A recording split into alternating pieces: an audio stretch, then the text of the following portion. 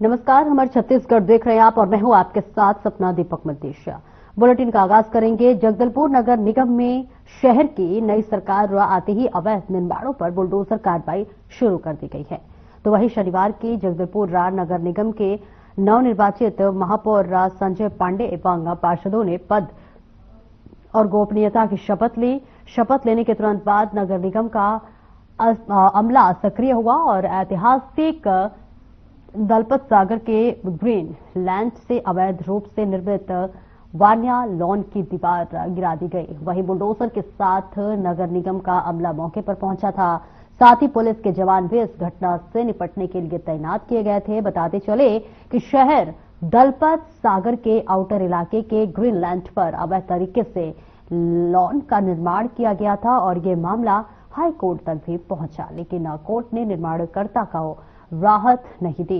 तो वही कोर्ट के आदेश और नगर निगम एक नई सरकार के आते ही बुलडोजर कार्रवाई देखने को मिली। तो वही मामले में महापौर संजय पांडे ने शहर के अन्य क्षेत्रों में हुए अवैध निर्माण पर भी बुलडोजर की कार्रवाई की बात कही है।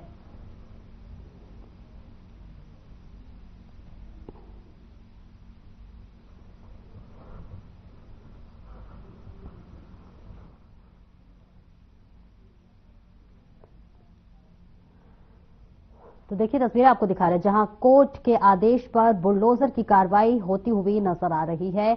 अवैध रूप से कब्जा करने वालों पर अब पीला पंजा चलता हुआ नजर आ रहा है। तस्वीरें आपको दिखा रहे हैं जहां अवैध निर्माण पर अब पीला पंजा चलता हुआ नजर आ रहा है और ये बड़ा आदेश कोर्ट की तरफ से दिया गया है, जिसके बाद जो भी अवैध रूप से निर्माण किया गया है उस पर बुलडोजर की कार्रवाई होती हुई नजर आ रही है। तस्वीरें आपको दिखा रहे हैं कई तरह के यहाँ पर देखिए अवैध निर्माण किया गया था और इसी के साथ साथ तानाशाही रवैये भी लगातार वो अपनाते हुए नजर आ रहे थे। ऐसे में कोर्ट का ये बड़ा फैसला आया जहां नगर निगम की ये बड़ी कार्रवाई देखने को मिली, जहां अवैध निर्माण को ध्वस्त कर दिया गया, बुलडोजर से उसे पूरी तरह से ध्वस्त कर दिया गया और साथ में चेतावनी भी दी गई है कि इस तरह से जो भी अवैध निर्माण करेगा उसके ऊपर बड़ा और कड़ा एक्शन लिया जाएगा और इसी तरह सख्त कार्रवाई की जाएगी। फिलहाल ये तस्वीरें हम आपको दिखा रहे हैं जगदलपुर से, जहां अवैध निर्माण पर बुलडोजर चला है। इसी के साथ साथ कोर्ट का ये बड़ा आदेश जिस पर नगर निगम ने अब अवैध निर्माण पर पीला पंजा चलाता हुआ नजर आ रहा है।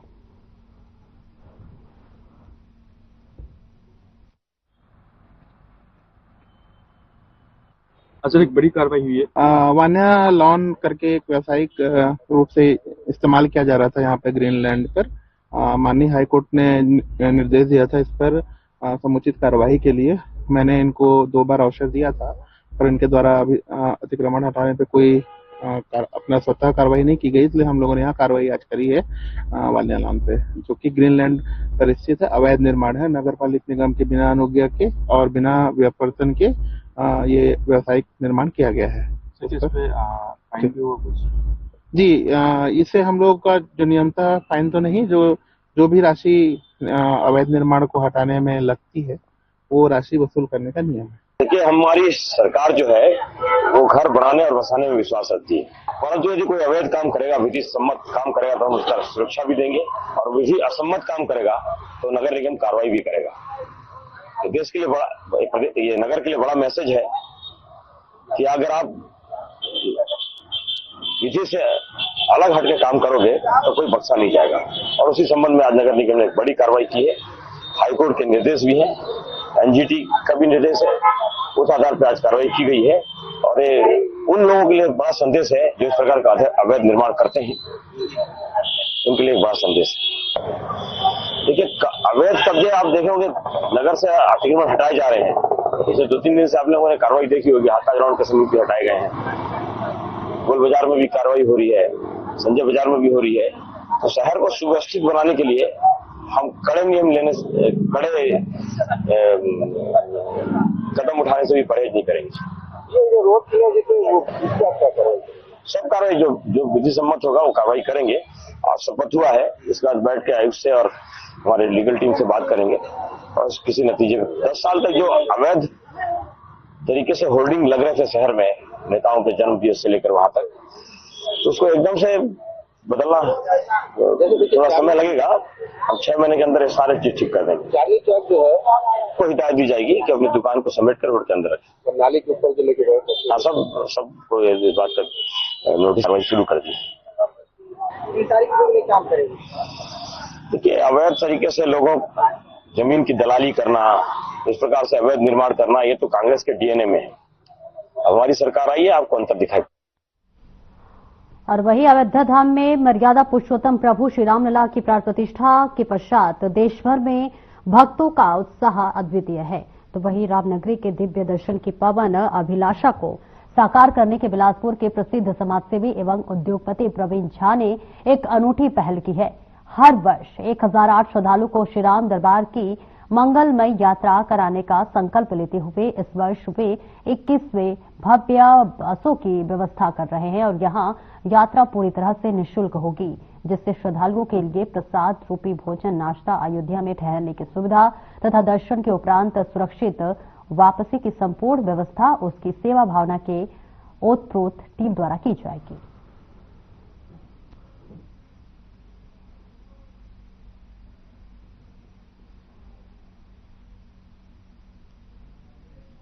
तस्वीरें आपको दिखा रहे हैं जहां 21 भव्य बसों की व्यवस्था की गई है ताकि सभी सही से और अच्छे से दर्शन कर सके। पूरी तरह से निःशुल्क है। प्रवीण झा ने ये एक अनूठी पहल की है और एक सराहनीय पहल बताया जा रहा है, जहां टोटल पूरे 21 भव्य बसों की व्यवस्था की गई है, जहां पूरी तरह से ये जो यात्रा है वो निःशुल्क होगी और सभी जो है भगवान राम की दर्शन कर सकेंगे, पूजा अर्चना कर सकेंगे, जिसके लिए प्रवीण झा की तरफ से ये बड़ी ही अनोखी पहल अपनाई गई है। 21 भव्य बसों की व्यवस्था की गई है, जिससे श्रद्धालुओं को अब निःशुल्क ये सुविधाएं दी जा रही हैं।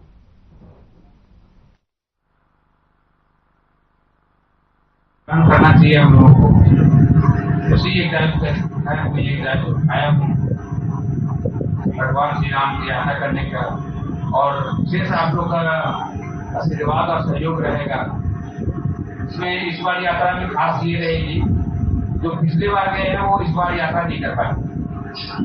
इस बार नए लोगों का रजिस्ट्रेशन होगा, जो पिछले बार पेंडिंग है, कुछ लोग वेटिंग में थे, उसको पहली प्राथमिकता होगी और 8 तारीख से रजिस्ट्रेशन चालू होगा। उसका स्थान निर्धारित कर दिया गया है और हम कोशिश करेंगे जो पहली बार अयोध्या जा रहे हैं उसको भी प्राथमिकता पूछना है, कुछ जानकारी चाहिए तो हम इस बार कितने लोग ले जाना? 1008 लोग। यात्रा कब से शुरू होगी? यात्रा 5 तारीख को पुलिस स्टेडियम जो है वहाँ से यात्रा प्रारंभ होगी। अप्रैल, क्योंकि रामनवमी 6 अप्रैल को है, तो 5 अप्रैल को यात्रा प्रारंभ होगी। 6 तारीख को हम लोग दर्शन करेंगे और 6 तारीख को रात में वहाँ से निकल जाएंगे और 7 तारीख को यहाँ पहुँच जाएंगे। इस बार का रूट क्या क्या होगा, किधर से जाएगी रूट? यहाँ से अभी कहाँ हाथ करेंगे, क्या व्यवस्था करेंगी, मेडिकल की सुविधा क्या रहेगी? मेडिकल का सुविधा पिछले बार भी हमें एक एम्बुलेंस और डॉक्टर की टीम गए थे साथ में, लेकिन इतना अच्छा सौभाग्य रहा जो यात्री बस में 20 किलोमीटर भी सफर नहीं कर पा रहे थे बिना दवा लिए हुए, चक्कर आ रहा था, सबकी दवा बैग में ही रह गया है। और यात्रा जो है यहाँ से पुलिस ग्राउंड से होगी। पहला स्टॉपेज हमारे अंबिकापुर में होगा, वहाँ शाम की भोजन की व्यवस्था है। सुबह संगम तट पे हम लोग स्नान करेंगे 5 से 7 के बीच में, वहाँ पे नाश्ता की व्यवस्था है और उसके बाद हम अयोध्या पहुँचेंगे दोपहर 12 बजे तक। वहाँ पे पूरा भोजन की व्यवस्था है और वहाँ पे सारे आने होने का, तैयार होने का सारा होटल वगैरह किया हुआ है आराम करने का। तो जो है जो दिए हैं उसको समर्पित है, इसको खर्च नहीं बोलेंगे। अच्छा, ये जो वर्षों की योजना बता रहे हो जी, तो केवल अध्यात्म है या फिर कोई प्लान भी है ऐसा?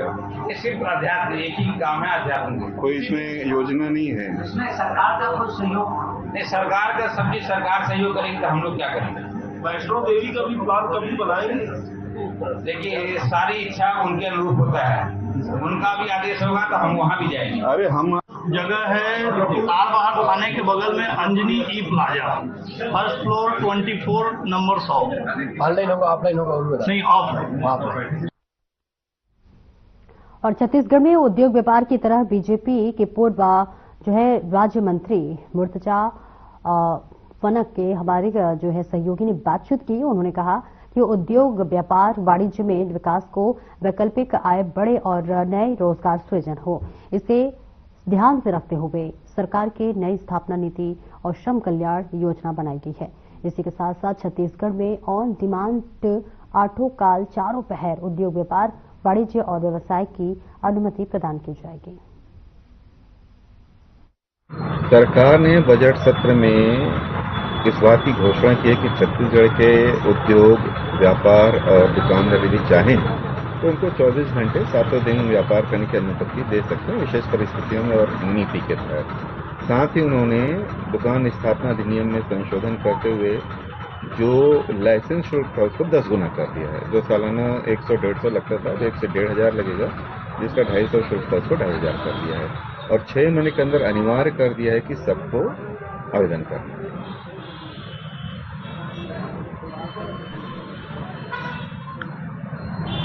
नमस्कार।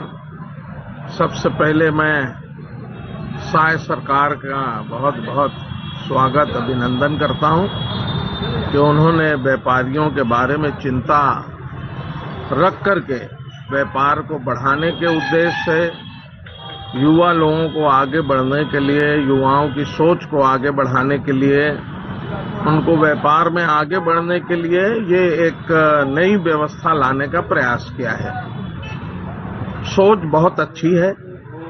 इस सोच के पीछे थोड़ी चिंतन उनको करने की आवश्यकता पड़ेगी। बतौर व्यापारी मैं ये बात कह रहा हूं। राजनीतिक रूप से हमारी सरकार ने बहुत अच्छा निर्णय लिया, लोगों को सपोर्ट करने का निर्णय, और एक व्यापारी की हैसियत से मैं ऐसा मानता हूं, क्या सरकार इस ओर चिंतन किया होगा जब सरकार पूरे रूप से इसकी कार्य योजना जनता के सामने लाएगी। तो मेरा ऐसा मानना है कि ऐसा ना हो कि हमारी युवा पीढ़ी भटक जाए। हमारी युवा पीढ़ी को अच्छी व्यवस्था या सुरक्षा व्यवस्था अच्छी तगड़ी, यानी हमारे पास आज भी पुलिस की व्यवस्थाएं जो कम है उसको हमें बढ़ाना पड़ेगा। पुलिस की व्यवस्थाओं को बढ़ाना पड़ेगा कि रात्रिकालीन व्यवस्था में असामाजिक तत्वों को कहीं खुली छूट न मिल जाए, जिससे आम नागरिकों को, दुकानदारों को प्रोटेक्शन न मिले, और ऐसे वातावरण में हम अच्छी चीज ला करके और हमारी दिशा दूसरी ओर न चली जाए। तो मैं अपनी ही सरकार का ध्यान इस ओर आकर्षित करना चाहता हूं कि जब भी इसको लेकर के आए उसमें पुलिस की व्यवस्था, युवा वर्ग बंधन में न आए और शराब और नशे की व्यवस्थाओं को पूर्णतः रात में प्रतिबंधित कर दिया जाए। तभी मुझे लगता है कि हमको इसमें आशातीत सफलता मिलेगी और हम अपनी योजना में सफल हो सकेंगे। सबसे पहले तो मैं सम्माननीय नरेंद्र मोदी की सरकार को बहुत बधाई देता हूं कि आयुष्मान के तहत देश की जनता का हित को ध्यान में रख करके बहुत अच्छी योजना, और उसमें खासकर गरीब वर्ग के लिए जो 5 लाख वाली योजना सरकार ने लाई है, इससे भारत के नागरिकों को बहुत बड़ा लाभ और बहुत बड़ी चिंता से मुक्ति दिलाने का काम सम्माननीय नरेंद्र मोदी जी की सरकार ने किया है। और आयुष्मान कार्ड के तहत विभिन्न हॉस्पिटल्स में, विभिन्न नर्सिंग होम में जो ये व्यवस्था बनाई गई है, और उस व्यवस्था के तहत जो भी पद्धति बनाई गई, मैं एक मेडिकल व्यवसायी भी हूं, एक राजनेता के साथ साथ, और मैं इसे अच्छी तरह समझता हूं कि एक आम नागरिक को इससे क्या क्या दिक्कतों का सामना करना पड़ता था और उनसे किस प्रकार उनको मुक्त कराने का और उनको सुविधा प्रदान करने का काम सम्माननीय नरेंद्र मोदी की सरकार ने किया है। और बहुत बड़ी मदद सरकार के द्वारा हमारे नागरिक बंधुओं को पहुंचाई जा रही। जो इसका प्रमुख उद्देश्य था कि जनता को विशेष लाभ मिले। मुझे ऐसा लगता है इसमें एक संशोधन की आवश्यकता है। भारत में 12 लाख चिल्लर दवा व्यवसायी हैं जो इस कार्य के साथ जुड़े हुए हैं। अभी वर्तमान में इस आयुष्मान कार्ड का एक तरफा लाभ नर्सिंग होम को, बड़े हॉस्पिटल्स को, प्राइवेट डॉक्टरों को मिल रहा है। दवा दुकानदार का इसमें कोई योगदान नहीं। मैं आपके माध्यम से हमारी सरकार तक अपनी बात पहुंचाना चाहता हूं कि इसमें से ऑपरेशन फीस और दवा को अलग अलग किया जाए। दवाई के लिए मेडिकल दुकानदार को अप्रूव किया जाए और ऑपरेशन और उसकी निगरानी करने के लिए और आफ्टर ऑपरेशन मेंटेनेंस के लिए डॉक्टर और नर्सिंग होम को दिया जाए। तो मैं समझता हूं कि इसमें जो आप एक शब्द का उपयोग किए कि रोग से ग्रसित हो गए हैं, उससे मुक्ति मिलने में बड़ी आसानी होगी। जब 1 से 2 लोग होंगे, दोनों एक दूसरे की निगरानी करेंगे, तो मैं समझता हूं ये योजना और भी सफल होगी। मेरा ऐसा मानना है कि हर हॉस्पिटल में डायग्नोस्टिक सेंटर बने हुए हैं और सरकार बेहतर होगा कि इससे लगे हुए पार्टों में सबको लाभ पहुंचाने के लिए अगर व्यवस्था करती है तो और भी बेहतर होगा। एक संस्थान को लाभ पहुंचाने के बजाय 3 से 4 जो कोई भी उसके साथ लगे हैं वो सारे संस्थान को लाभ पहुंचे और सारे लोग मजबूत हो जाएं। वो अगर इन दवाओं को बेच रहे हैं और बेचेंगे, बिल्कुल लाभ होगा। जो 70% देने के बाद जो भी उनके सरकार के पास जो बच रहा है वो व्यापारी के पास भी बचेगा, बशर्ते खाली जेनरिक दवाओं से जो ऑपरेशन के अंतर्गत जो सामान लगते हैं उसकी पूर्ति नहीं हो सकती। उसके लिए तो जो चिल्लर दवा विक्रेता हैं या मार्केट के जो दवा दुकानें हैं उनकी आवश्यकता पड़ेगी ही पड़ेगी, और उन दवाओं की आवश्यकता पड़ती है। उनमें कई ऐसी दवाएं हैं जिनका जेनरिक निर्माण नहीं होता। मैंने तो पहले ही कहा आपको कि इससे जुड़े हुए जितने पार्ट हैं उन सबको इसमें लाभान्वित होने से उसकी निगरानी बहुत बेहतर हो सकेगी। अगर एक ही व्यक्ति के हाथ में है तो आवश्यकता मान लीजिए 5 दवाओं की है, तो अपने फायदे के लिए वो 10 दवाओं का उपयोग करते हैं, और जब बाहर के लोगों को दवाइयां लिखी जाएंगी तो जितनी आवश्यकता है उतनी ही लिखी जाएगी। तो मैं ऐसा समझता हूं इसमें सरकार के भी पैसों की बचत होगी और जो मरीज हैं उनकी भी बचत होगी, और निजी स्वार्थ से हट करके मैं समझता हूं कि जन सेवा हो सकेगी। मेरे ख्याल से उसकी निगरानी कोई बोर्ड या कमेटी है जो वो वॉच करती है कि कौन से ऑपरेशन में कितने दिन रखना है, कितना फीस लेना है, उसकी आवश्यकता है कि नहीं है। वो ऑलरेडी सरकार की ओर से उसका प्रावधान है। नहीं, उससे बेहतर परिणाम मुझे ऐसा लगता है कि अगर बांट दिया जाए तो ज्यादा बेहतर है। इन्वॉल्वमेंट करने से विवाद की स्थिति निर्मित हो। पूरी योजना बहुत बेहतर है कि जो गरीब तबके के लोग हैं जिनकी अपनी ताकत नहीं है आज के इस महंगे दौर में प्राइवेट इलाज करा पाना, उसमें प्राइवेट नर्सिंग। ये भी है कि जो रोड साइड के बिजनेस हैं उनको भी बढ़ावा मिले। तो क्या है, एरोप्लेन 24 घंटे के हो गए हैं, हाईवे 24 घंटे के हो गए हैं, पानी के जहाज 24 घंटे के हैं, लॉजिस्टिक 24 घंटे का हो गया है। तो सरकार का कहना है कि क्यों ना इस व्यवसाय की ओर ध्यान दिया जाए और रोड साइड के बिजनेस को भी बढ़ावा जाए। मैंने पहले ही कहा कि सरकार की मंशा अच्छी है, लोगों का स्टेटस बढ़ाने के लिए, व्यापार बढ़ाने के लिए। और ऐसा व्यापारी होने के नाते मेरा सोचना है कि हमारी युवा पीढ़ी भटक न जाए, उनके साथ अन्याय न हो जाए, खुले वातावरण में, स्वच्छंद वातावरण में माँ बाप के हाथ से न निकल जाए। ये सारी जिम्मेदारी अच्छे नागरिक की हैसियत से माँ बाप के साथ साथ पुलिस प्रशासन की, हमारे जिला प्रशासन की होगी कि रोड साइड बिजनेस में ज्यादातर होटल, ढाबे, शराब की दुकानें, और वहां मैं एक रिपोर्ट पढ़ रहा था जो हमारे मैनेजमेंट गुरु रघु रमन जी की, उसमें उन्होंने बड़ी बड़ी सिटियों में इसके दुष्प्रभाव के बारे में लिखा। अगर इस तरह के मैनेजमेंट गुरु हमारे सामने कोई बात लाते हैं तो हमारी सरकार भी उस तरफ ध्यान देकर के उसकी पहले से अच्छी व्यवस्था हो जाए कि युवाओं को, व्यापारियों को, माता बहनों को भटकना ना पड़े, उनके साथ कोई अन्याय ना हो पाए। इनका इंफ्रास्ट्रक्चर बना करके, इसकी प्लानिंग कर करके और उसको अच्छे रूप में प्रस्तुत करें, जिससे छत्तीसगढ़ पूरे भारत में एक बेमिसाल राज्य के रूप में हो और साय सरकार की चारों तरफ साय साय प्रसिद्धि हो। यही मेरी कामना है। मैं ऐसा मानता हूं किसी न किसी को प्रयास करना है, और माननीय विष्णुदेव साय जी ने अच्छा एक प्रयास किया है, अच्छी एक सोच रखी है।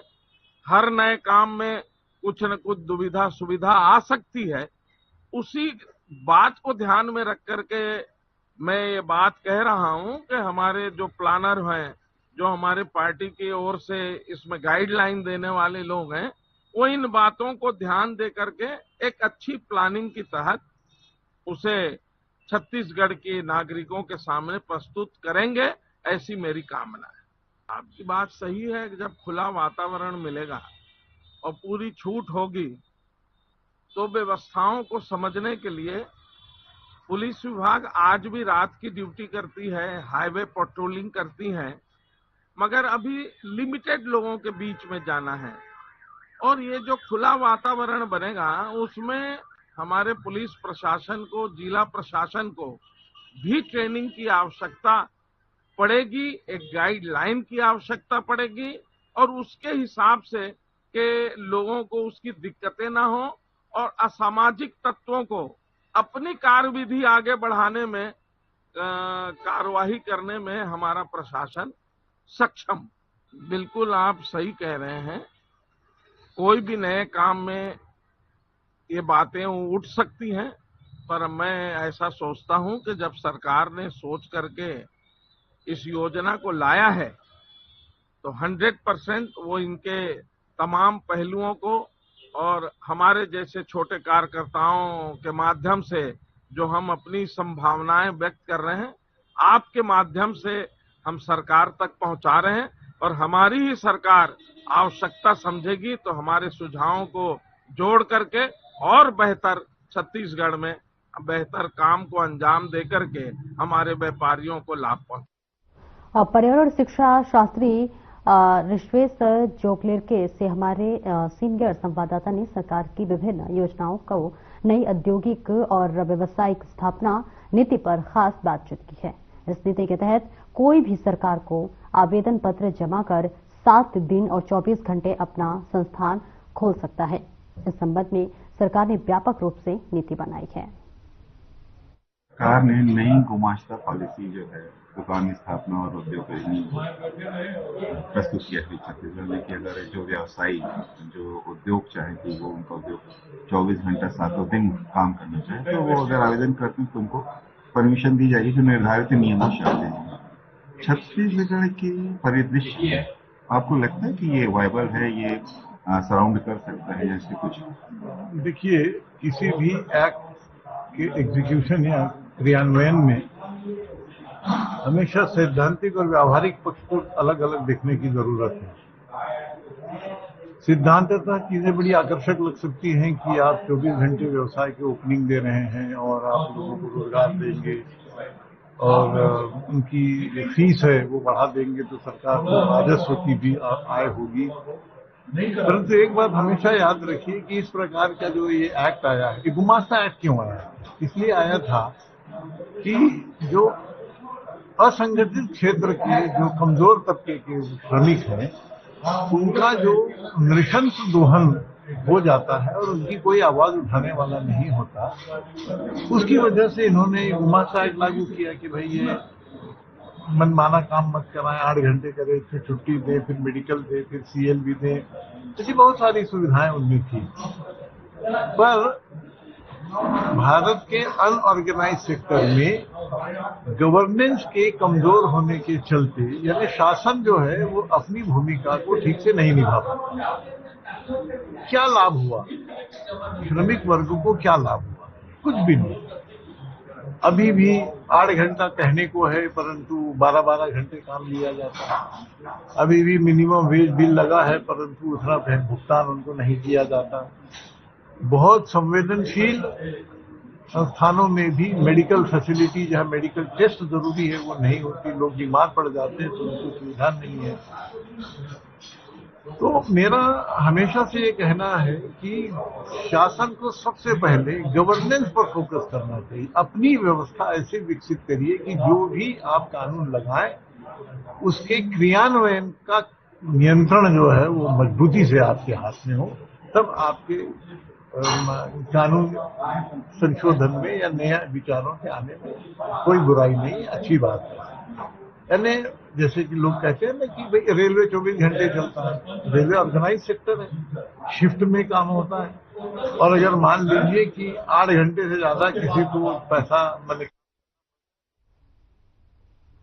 फिलहाल इस बुलेटिन में इतना ही। नमस्कार।